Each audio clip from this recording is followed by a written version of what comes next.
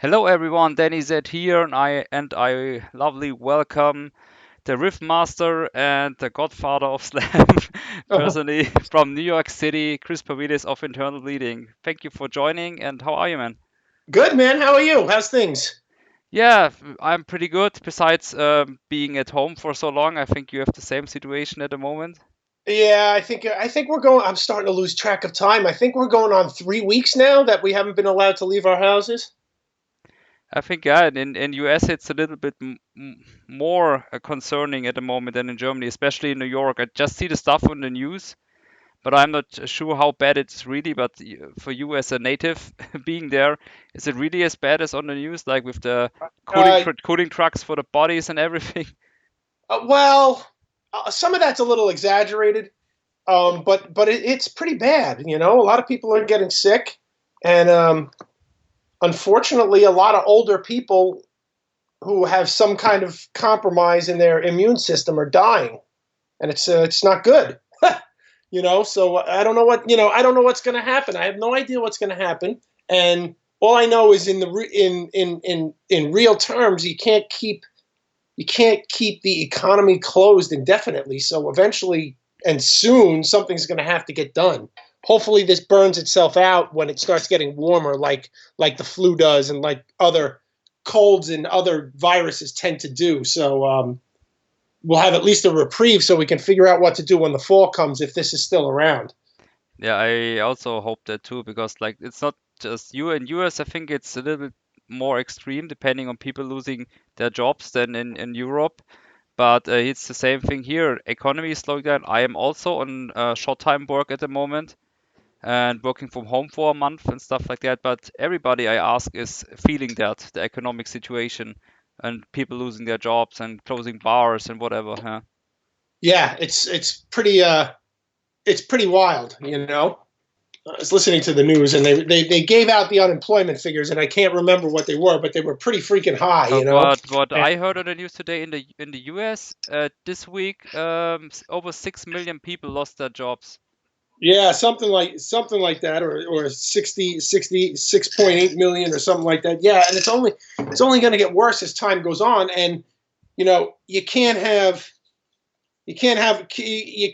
realistically have these constant. Our government is doing these stimulus things where they're injecting money into people's pockets, but you can't keep doing that because the government is basically taking the money that they already took from people and giving it back to them, and you can't keep doing that. It's gonna Yeah, it's that gonna crash the economy. Eventually, somebody's not gonna want to buy American debt, and then we're really screwed. So, something needs to be done about the economy really fast because it's not good. I mean, some sectors of the economy are doing okay, delivery businesses and stuff like that, but a lot of manufacturing and a lot of other things are really really hurting. Fortunately for me, my business is doing pretty good, but that's because I had a lot of leftover work.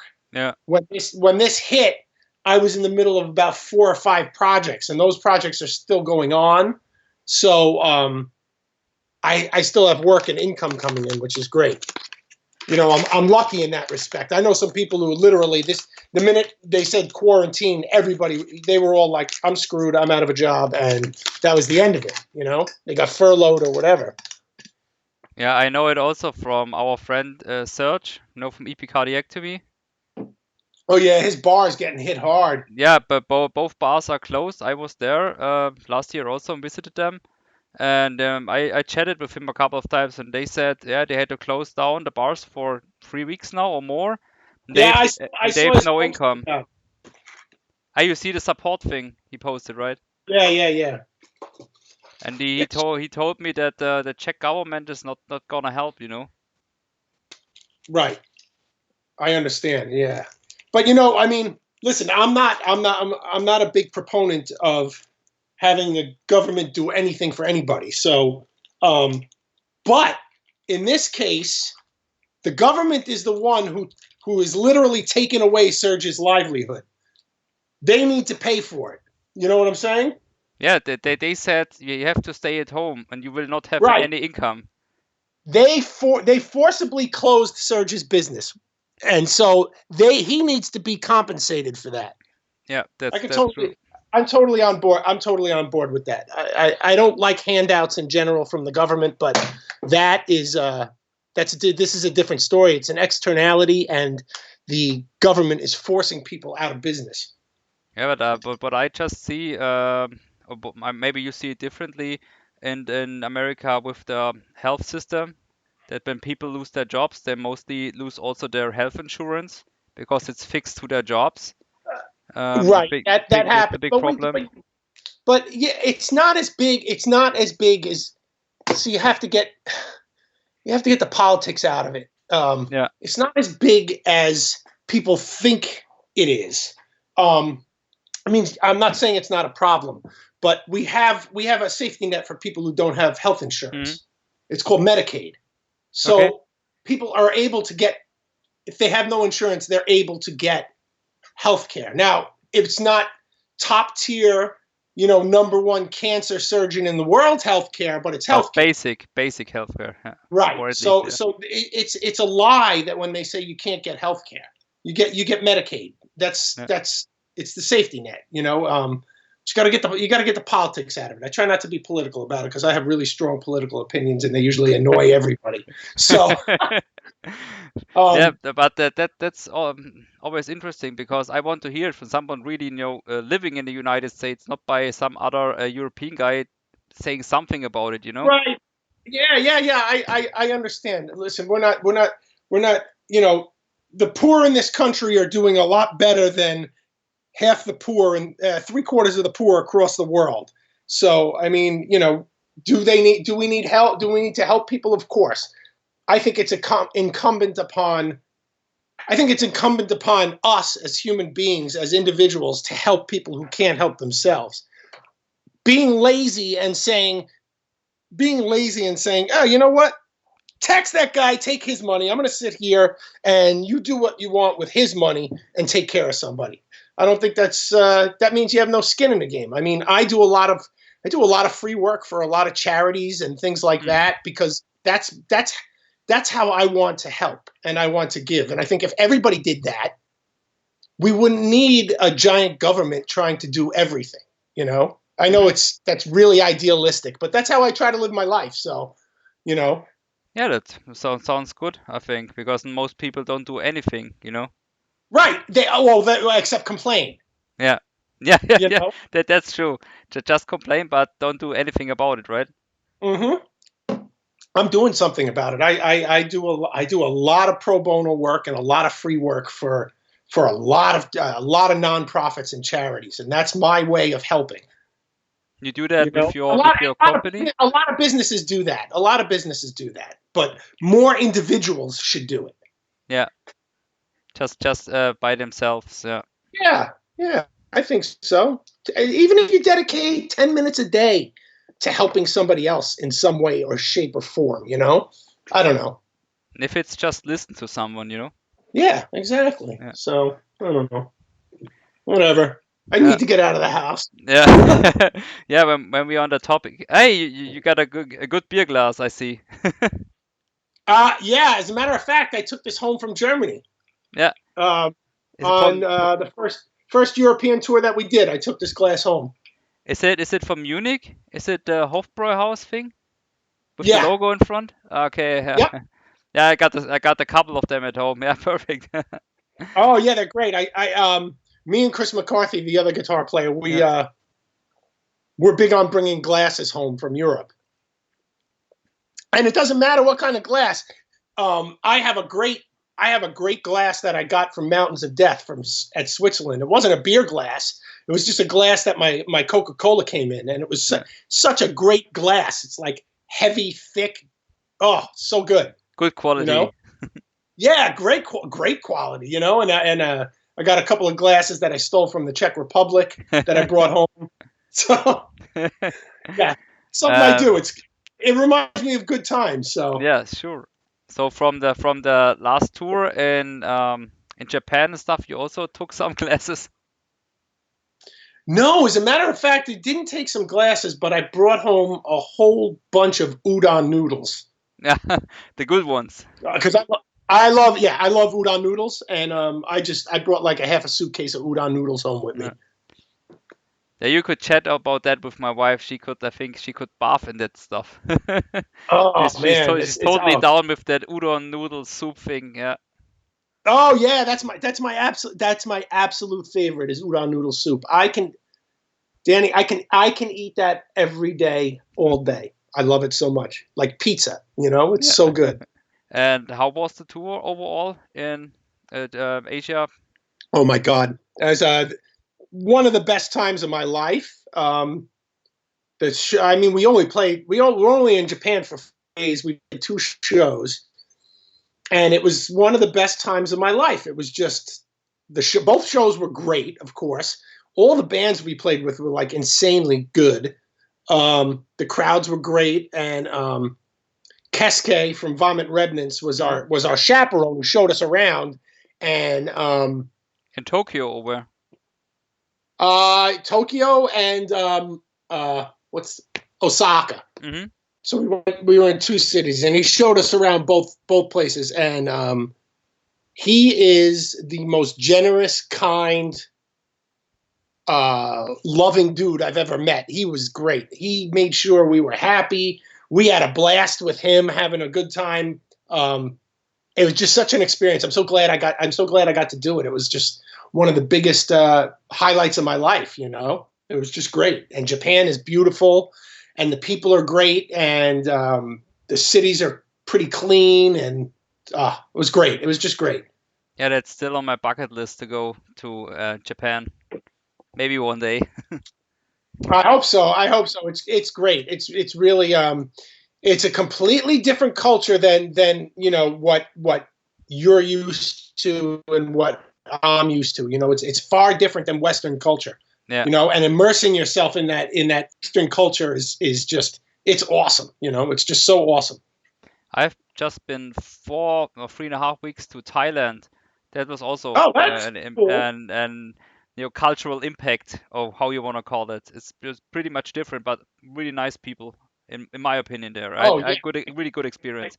And Bangkok is Did really you? one of Yeah. the sickest cities I ever went to.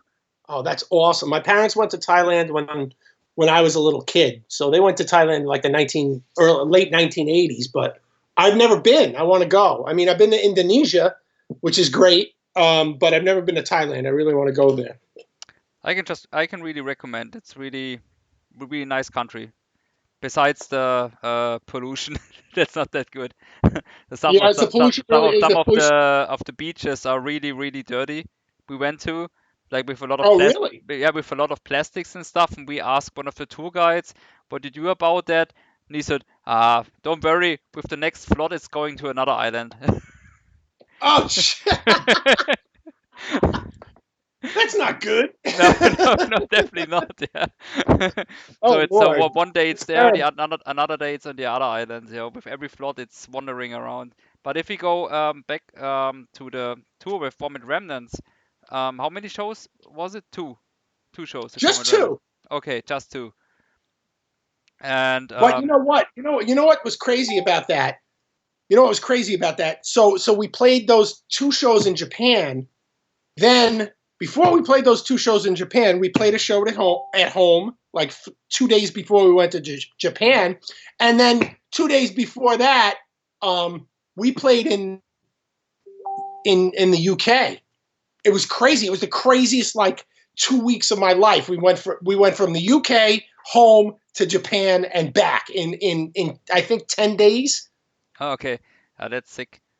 And Yeah. I just saw the picture, and also you have it here on Skype. You had your Sabbath moment in UK. Yes, I did. Yeah, I did. It was one of the biggest. It was one of the biggest, probably one of the biggest thrills of my life was to get to go to that house. And it still looks the same as on the cover, pretty much, right? Pretty much, yeah, pretty much the same. I tried to really recreate the picture, and but I couldn't do it. And I'm like, why can't I do it? I'm not a photographer. And then I read an article from the photographer about how he set up the photo, and all that stuff. Plus, the landscape's changed since 1970. But oh God, it was such a thrill. I cried. I literally cried. So, And I was shaking and trembling, nervous and stuff when we got there, and it was closed. So it's a functioning watermill. It's an actual functioning watermill. So it's closed on Sunday or whatever day we went, you know. So we had to climb over a bunch of barbed wire and sticker bushes and stuff while we were doing it. And behind us is a church. A church that's open, so like all these priests and stuff are like walking out, and we're like ducking, hiding from them while we're crossing over the barbed wire and stuff. So it made it a lot of fun. Yeah, so it was work, but it was worth it to go there. Yeah. Oh yeah, totally worth it. It was like I said, one of the highlights of my life. I can't tell you, how much. I mean, you're on Facebook, so you know how much I like Black Sabbath, but you don't know. I mean, I can't explain what Black Sabbath. The band literally like ruined my life and changed. Ruined my life and also gave my life purpose. Yeah. I mean, it's that much of an impact on me. And I was 4 years old when I first heard them. And that was what, 1972 is when I first heard them, and I haven't grown tired of them yet. The first 10 albums I'm not tired of. I just love them. I listen to them every day, and I still think nobody writes better riffs than those first 5 Sabbath albums. Nobody has a better riff than anything on those first 5 albums. That's cool to see that you keep your inner child alive with that also. You know what? That's a great way. That's a great way to explain it. Yes, I keep my inner child alive. That's exactly what it is.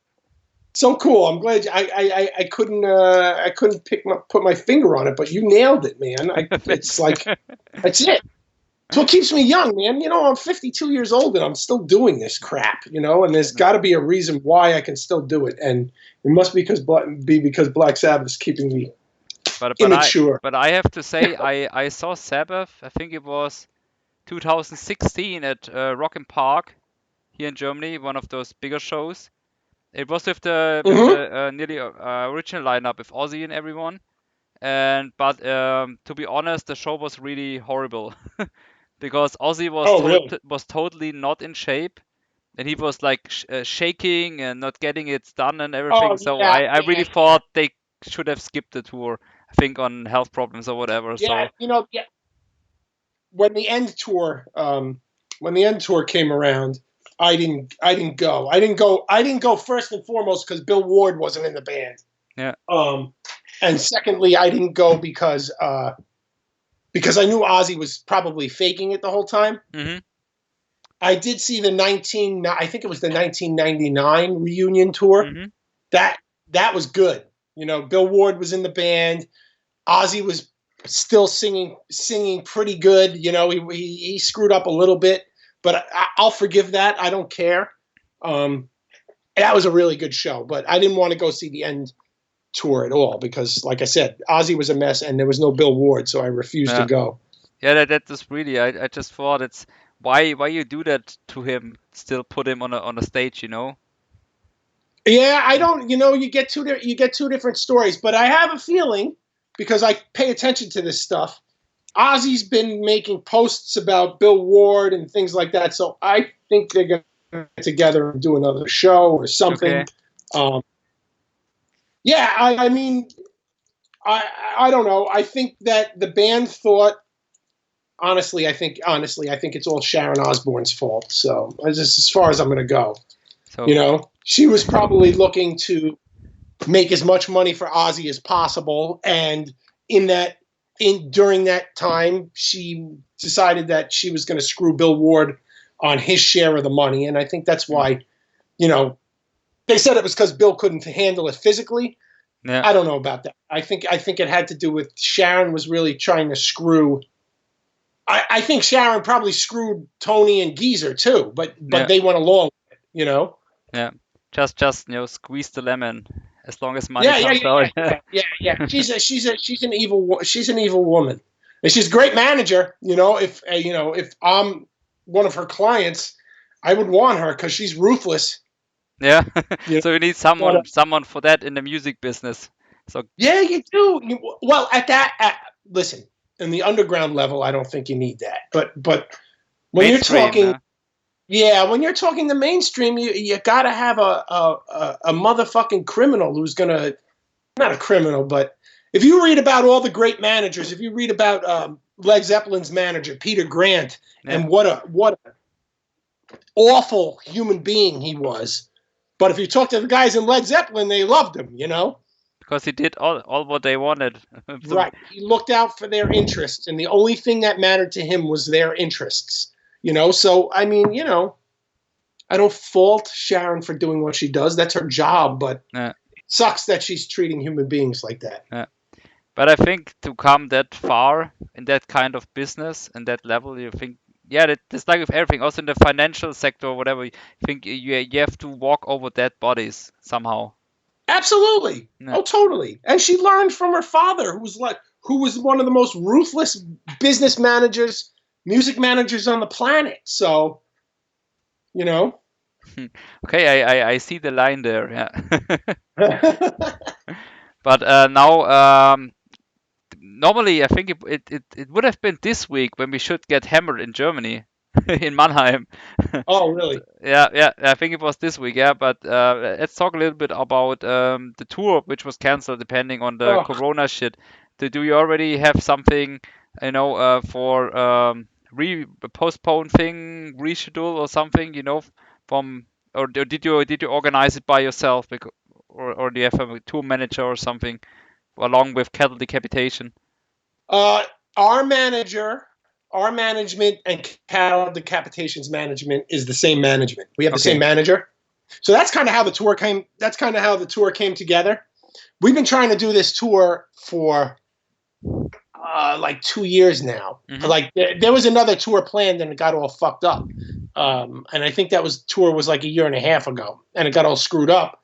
And then they finally got their act together, and the tour was going to happen. And then the coronavirus thing hit, which is, we were all sitting there watching every day, going, "Oh God, this is getting worse. Oh God, this is getting worse. The tour is going to get canceled," And then, unfortunately, I canceled my merchandise order. You did that. You did better than Defeated Sanity touring the U.S. Oh, they really got hammered. That sucks. But I saw the writing on the wall. I knew this tour was going to get canceled, and me and my manager talked, and we're like, let's have the merch company hold off as long as possible, and then we'll just tell them.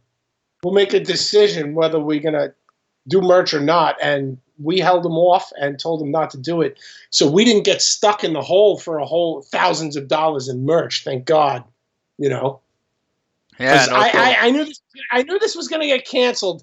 Everybody was kind of holding out hope that it would happen. I knew it was going to get canceled. It's when something like this, when a giant virus like this spreads and a pandemic begins to happen, the tour is going to happen. So I knew it was going to happen. It was going to get canceled. yeah, So. and but better you haven't went to Europe. Maybe you got stuck somehow. That too. I mean, who knows what could have happened? It was everything was such a changing, fluid situation. You don't know what was going to happen from day to day.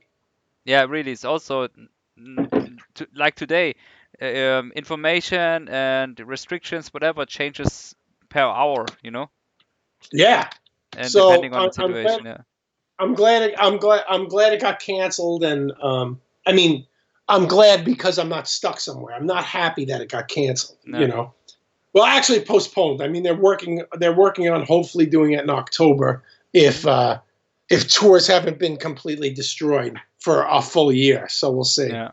But would be a shame because I really was looking forward because I was really, really close. I think 2 days before it was cancelled, I wrote you and said, yeah, I gonna ask you. You think it's gonna happen? I want to buy the ticket for the Mannheim show. Right? Yeah, I remember that. Gladly, I didn't. Yeah.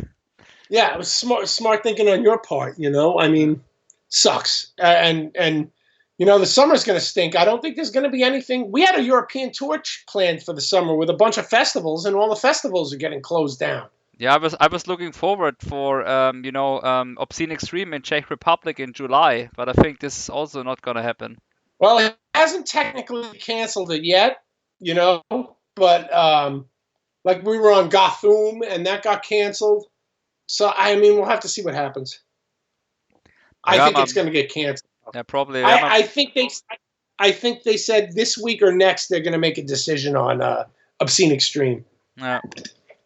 Yeah, would, We'll would, see. would be a shame in over 20 years the first time canceling, but yeah, safety Yeah, but first, you know. right, there's nothing you can do. There's nothing you can do about it, you know. And I don't know, you know. I also don't know how overblown all this is. Maybe it's We'll not see. as serious as people think. We have to see. I just can tell you, my wife's family in Italy, they really have big problems, you know. Oh yeah, I Yeah, know. yeah, in Italy, because there's also a lot of old people, and also the health system is not that good.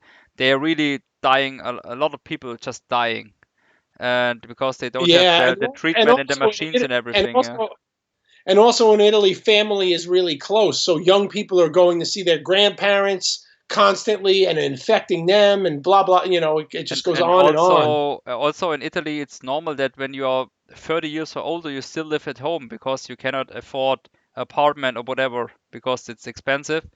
So Oh, okay. young people living long at home still. Yeah, Oh, so and that's that. maybe why also, you know. And also Yeah. it's still traditional that young people are taking care about the olders, you know. Right. Yeah. Right. Yeah. Oh, I know. Italy's getting hammered. You know, it's terrible.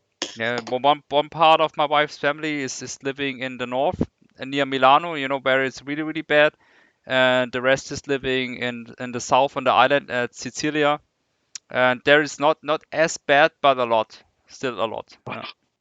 Yeah, that's terrible. Yeah, but we were also having, a video call with the phone with them, and they said, yeah, we also locked down for 2, 3, nearly 4 weeks now in the house. Just go out for Oh shopping and yeah, that's it. Yeah. I can't. Yeah, I can't imagine. But how it is for you? Because I can still go out with one person and go shopping and just take a walk. But in New York City, you have total lockdown. You're not allowed to go out, or just also just for grocery shopping and stuff. Yeah, just the essential, just the essentials. Um, you know, so like grocery stores are open, gas stations Mm-hmm. are open, um, Drugstore, home improvement place. What? drugstore. Drugstores are open. Like the basics are open. You know, and it's weird. You know, like we picked up paint for we're painting our bathroom. We picked up paint for our bathroom, and it was like we called up, we ordered the paint, we paid for it, and they're like, okay, well, we'll leave it on the front step of the store. Like Okay. you can't go into the store. It just got left on the front step of the store. Very weird. Yeah.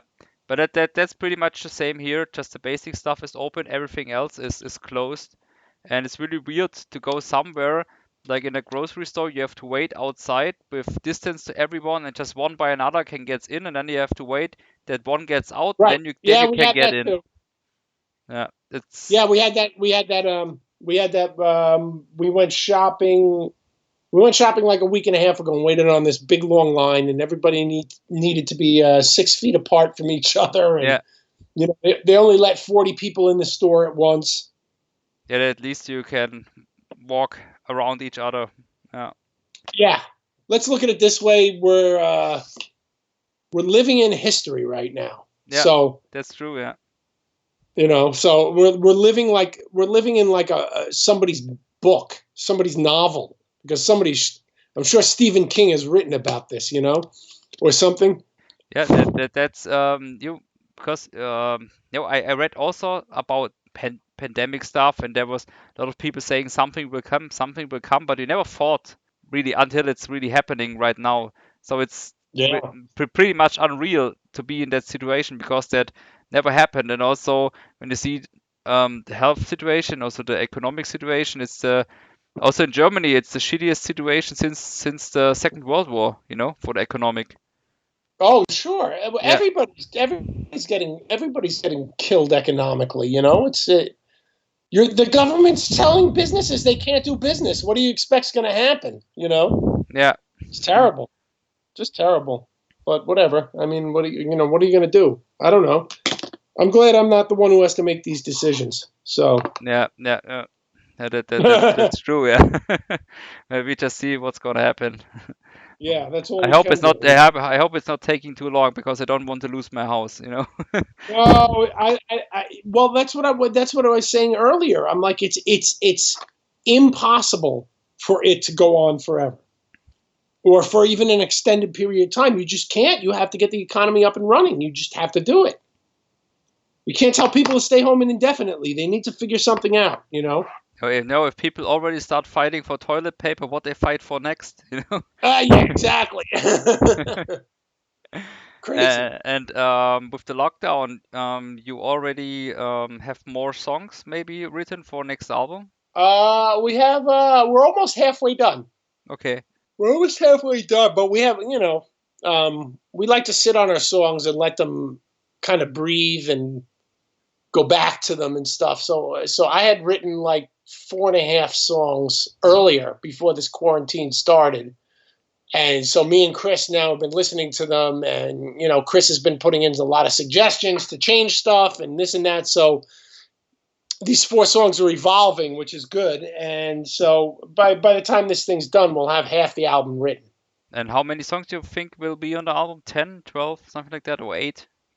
Hoping for like 8 or 9. Mm-hmm. And with your new singer, everything is working good so far, also for tracking and rehearsing and stuff. Yeah. So far, so good. Steve's a real hard worker. Hopefully, I always say this with a grain of salt because I've been disappointed so many times in the past, but he looks like the kind of guy who's willing to stick it out and do this, and tour and, do what has to be done. We want to tour. We don't want to sit around and put out albums and sit on our asses. We want to tour. We want to get out there. We want to see people, and spread the music as much as possible. I also can say I think you have the same opinion that Internal Bleeding is a live band. Oh, absolutely. You can't, I mean, our last album, I think the production's really good and all that stuff, but it's not the same as going to an Internal Bleeding gig. There's so much energy and I don't know, it's so much fun and yeah, it's got to be live. You got to see it live. I mean, I like our albums. Don't get me wrong.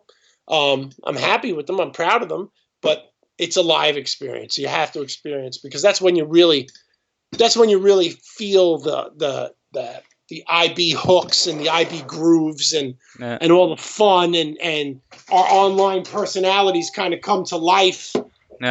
Live and stuff like that. So and also have people on stage and get crazy and not just feel your energy, also you feel the energy from the crowd and everything. So it's a hybrid thing. That makes me the happiest, man, is when it's nothing like having a good crowd. As long as you don't break your ankle again. Oh my God. Please. Well, when I got back from Japan, speaking of breaking things, when I got back from Japan, I couldn't walk for I think 3 weeks because of my knee. So it's always something with me because I'm getting old. So yeah, with the knee, I can tell you, I twisted my ankle in Thailand actually when getting into a boat, and this was 5 years ago, and still I have so bad problems with my knee, so I can feel you. But I think, yeah, you are 15 years older than me, so I think I cannot compare with what situation you are. Yeah, I mean, I went and I got an MRI, and the doctor's like, well, it's arthritis. He's like, there's not much that can be really done about it. He's like, it's gonna hurt sometimes. Okay, so there's no possibility for medication or something, or just painkillers. No, he said, you want to hold off doing anything as long as possible. Yeah. But there's stuff. They have what's called cushioning gel that they can inject into your knee, replaces the missing cartilage. Okay, that is still holding the bones from each other. That's not grinding to the other one. Yeah. Right. So there's that. There's and I'm not at the point where my knee has deteriorated so much that that I need a knee replacement. So, it's a matter of managing it until I get to the point where eventually I'm going to need a new knee. Yeah, hopefully not soon. Yeah, I know. Hopefully not. Yeah, I'm doing what I can. I do a lot of exercising. I do a lot of stretching. I take a lot of supplements. perfect to the situation. Stay healthy, and Yeah, that's all you can do. Yeah, that's true. Yeah. And are you still sponsored in some kind of with your guitars? Yeah, we're endorsed by ESP Hmm. and PV Maybe. amplifiers. Hmm. So So what? those are endorsements, Yeah. which is But cool. what kind of gear do you use actually on tour? How many guitars do you take with you? Just one or two, or? Usually we bring between me and Chris, we bring three. So we bring our primary guitars, and then we bring one backup guitar that him and I can agree upon as being the backup guitar. Hmm. Because it costs money to bring a guitar overseas. So and you're never getting paid much money when you're touring. So you have to be smart about it. Yeah. Yeah, for sure. And also, if it got lost, you have a big problem. Yeah, and Oh, more the percentage to lose an instrument gets higher and higher. I see it with so many friends getting yeah, around the globe that they get stolen or losing instruments or whatever. Also, on Deaf Feast last year, the cymbals of a mic, from Guttural Secret, the cymbals got lost somewhere. And oh, they just came from the airport in time, I think 2 hours before the show. oh, Jesus, And that sucks. I helped them on the phone to translate from English to German to get with the airport and with the taxi driver and everything to get arranged that they bring it. Wow, that's crazy. We had we've had we only the only time things went really bad is when we played in Russia. I think it Hmm. was Russia. When we came home, we went to go get our bag, and like literally, I think we had one suitcase. That's all we got, and everything was missing. All our music equipment, everything was missing, and it was missing for like 4 weeks, and it finally got all returned. But boy, that was scary. And then, with what kind of gear did you play in Russia? No, we got the gear to Russia. It's when we came home. Ah, okay, it got not back home. Okay, no, got it. Yeah, everything was freaking. Everything was missing. Everything. We were all freaking out. Thousands of dollars worth of equipment Yeah, missing, but it got sorted out eventually. And we got all our stuff back, and it wasn't completely destroyed. So. yeah. Was it sent somewhere else, or was it locked in Oh, you customs know or what? whatever? You know what? The airline just gave me. The airline just gave me a runaround the whole time. They told me it's sitting. They told me for like 2 weeks that it was just sitting in Moscow. Yeah. So whatever. Thank God we got it all back. When was that? In 90s or 2000s or when? No, what was it? 2000. Bill was still alive, so it must have been 2000, 2000 like 15, 2016. Yeah, I think that it was also. I remember our last interview was in the same week when Bill passed. I think Yeah, yeah, I yeah, remember yeah, yeah, man. we were talking pretty happy about the interview thing, and then you weren't answering, and then I just saw it on Facebook, and I was just like, is somebody kidding? You know? Yeah, really Yeah. strange times. Yeah. Yeah, I don't even, you know what? I don't even like to think about it because it gets me too depressed. So, Yeah. Yeah, okay. I don't want to get you in a bad mood. yeah, no, it doesn't put me in a bad mood. It puts me in a sad mood. No. Yeah, I think about Bill all the time, constantly, especially with the band. Yeah. Whenever I'm writing stuff or whenever we're having a good practice and things are going real well, or like after practice, we always have a ritual after practice that we sit on in my back. I think you guys call it a garden, Yes. backyard. We sit in my back garden and smoke cigars and drink whiskey and just be a band, and man, when we do that and Bill's not there, it's really hard, Yeah, well, but I I'm always there in spirit, and we always keep an empty chair open for him. So Yeah, you know, that's what I thought. I think you posted that sometimes that he still has his chair, you know. yeah, he still has his chair at the table. He always will. So it's the least I can do. It makes me happy to do that. You know, kind of Yeah, like, sure. I don't know, brings a smile to my face. So Yeah, why not keep on doing that? I think it's a nice gesture also to cheer up to him, you know.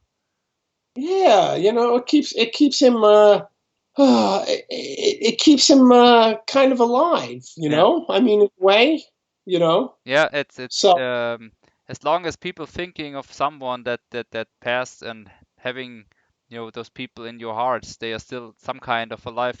I really understand that. Yeah. yeah, But that's so true. yeah, do you think Bill would be proud of what you went on with the band? Oh, totally. Yeah, he liking this, you know, and that we're continuing and we keep going and don't stop. Yeah, Bill would be. I know Bill would be super happy and super proud. So you know, I'm really excited. I'm really excited about the future, and I'm glad we can bring Bill along with us. You know, Yeah, sure. Yeah, I think so the last thing he wanted would have been that you stop. oh, You know. he'd come back from the dead and kill me. So Yeah. Okay. you know. So I mean, you know, I mean, I got to keep going. I got to keep going, not just for my sake, but for Bill's sake too. You know. Yeah. Keep the legacy on. Yep, yep. You got to, man. You Yeah. got to. I don't Yeah. know what else you can do. He kept the band alive when you passed out for some years. So now it's your Yeah, turn. right, right. Exactly, exactly. You know, just keep it going. That's all that matters. So. But like a little more bright topic. Besides that, in those days, is the weather in US sunny at the moment? I think also, right? Today it's really shitty. It's Okay. raining. It's raining and it's a little bit cold. Um, Yesterday was gorgeous. I don't know what the weekend holds, but I'm just happy the weather's starting to warm up. You know, like you can feel spring is coming. Yeah. So I'm really excited about that because that means I can get my car out and I can be outside. Yeah, I hate being inside. I love Yeah. being outside. You know, I own my own business and my office is my house. And, you know, in the summer, I just sit outside and work all day. I sit on my computer under an umbrella and work, you know, and it's the greatest thing in the world. You know, I'm so lucky that I don't work in an office and that I own my own business and I can do whatever the hell I want. Yeah. And I just sit outside, you know, I sit under an umbrella or I sit on my front porch and I look at the deer and do this and do that and build websites and do stuff like that. It's great, you know. Yeah, I really feel you. I do that from time to time as well because me also working in IT section for a company, I can work from home also every day because I'm doing it the last month depending on Corona. But normally I work 2 days from home a week and also do that sometimes sitting in the garden with the laptop and stuff. So it's really Yeah, comfortable. yeah. So you're working. So right now during this lockdown, you're working 2 days a week. No. I working 5 days a week from home. At the moment, I have vacation, but normally in a normal situation without lockdown, whatever, I work 3 days in the office and 2 days at home Oh, that's cool. in a week because I can schedule that as I want. So I can also stay 5 days at home, but I want to see my colleagues and stuff. You know that's why I also go to the office and everything. Right. Oh, that's awesome. Yeah, so I'm pretty happy with that I'm so flexible about that. Yeah. Right. But Okay, that's cool. what I wanted to spot on was the thing you said with your car. You are a big muscle car fan. So that Absolutely. so you would say this is the biggest hobby besides musical things? Yeah, oh yeah, absolutely. Um, I love it. I, it's been a part of me since I've been in high school, you Hmm. know, and I have it. I have the passion for it. I love it. I love every aspect of the muscle cars. You know, from the era, from the advertising that they used to do for them, everything. You know, and you know, sure nowadays cars are faster, but it took you know, it took almost 50 years for Detroit to make cars just as fast as muscle cars. That's pretty impressive. Yeah. and still most muscle cars will beat out a lot of so-called performance cars, at least in the quarter mile. And these cars are 50 years old. So Yeah. that's saying something about how powerful they were. Yeah. And there's a whole other thing. I mean, it's the imagery. It's the they were actual cars that you had to know how to drive. Yeah. There's no power steering. There's no power brakes. I mean, you could get those things, but like my car, for example, doesn't have power steering, and it has non-power drum brakes all around. Like, you have to know how to drive a car to be able to drive it. It's grossly irresponsible to have all that horsepower and not have power steering and power brakes either. Yeah, big engine is a big engine, You can't beat Right. that. My engine's not even that big. My engine was considered small, but it's got a lot of power. So Yeah. No, but what I wanted to say is, depending on how the design was done, like 50 years ago in the 60s and 70s to the muscle cars, compared to cars today, like cars today are put into a wind channel and everything and made everything right. economic, Well, but that doesn't make a car beautiful, right, absolutely. I totally agree. In the 60s and the early 70s, designers actually designed cars and engineers didn't. Yeah. To me, and look, I don't know if I'm being. To me, every car looks the same now because it has to look the same because the wind tunnel dictates that a car needs to be a certain shape. Yeah. And lo and behold, every car looks like the same kind of teardrop kind of shape. Because that's what's aerodynamic and that's what saves gas. And a designer's imagination really can't run free.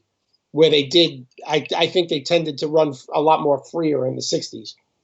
Yeah, I see that also here. Like also all the German cars, the Volkswagen, Mercedes, Audi, and stuff like that. They or BMW, they pretty much look the same. Like you Yeah, said, yeah. yeah, but older Mercedes, I mean, an older Mercedes has a lot of personality to it. Yeah, Yeah, that's I true. think. Yeah, also for our car for the wedding, we had a really old Mercedes for that with a driver. That was also a nice thing. Like Oh, cool. was a Mercedes from the 50s. Yeah. Oh, wow, that's cool. Yeah, that had some kind of style, yeah. Yeah, yeah, that's neato, man. That's really cool.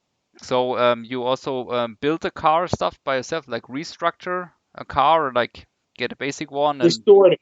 When I bought my car, it was a piece of junk. And I spent I think 8 years bringing Mhm. it back to life. Um, I the only thing I really didn't do was paint it. So somebody else painted it and did the major body work because I don't know how to do that. But I did a lot of the work myself. well, I think painting and like body modification stuff, you really need the training for that probably. Yeah, it's also an art form. You have to be an artist to be able to do really good body work. Hmm. I'll never do it again. It was too much work. Next time, hopefully, I have enough money to buy a car that's already finished. Yeah. I don't have to worry about it. But I'm glad I did it. I'm glad I did it. So Uh, a good experience, and I definitely have a close bond with my car because I built most of it. So you already have a lookout for a model or something you want to. oh well, for a new one. Yeah. Yeah. I'm looking. I always keep my eyes open for a 1971 Plymouth Roadrunner. I don't have the picture of it in my head at the moment. I have to Google that. Yeah, that's like that's definitely one of my dream cars. 1971, not 1970 or earlier. 71 has a really radical body style. Yeah, Well, I at see least it, but it isn't that the one from Fast and the Furious one? Pretty close. I. You know what? I don't know. No, I think that was a Charger. Yeah, right. Yeah, right. Yeah, that was like a '69 Charger or something. Yeah, yeah, but No, nobody, not many people like the '71 Roadrunner.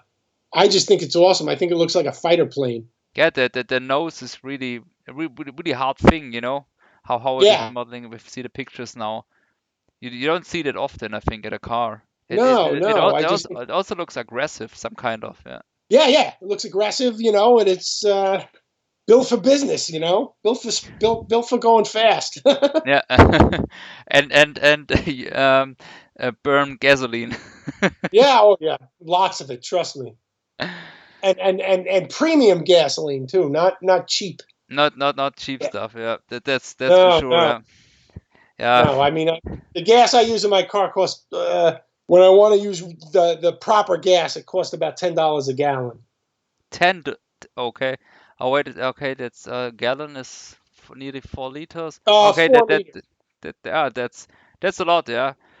Because I was Yeah. thinking that you don't want to drive a car like that here around because our gas is so expensive in Germany or in Europe. Oh, I know. I'm friends with somebody that I met.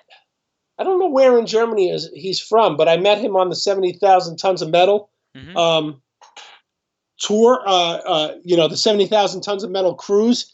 He Yeah, was wearing the ship thing, yeah.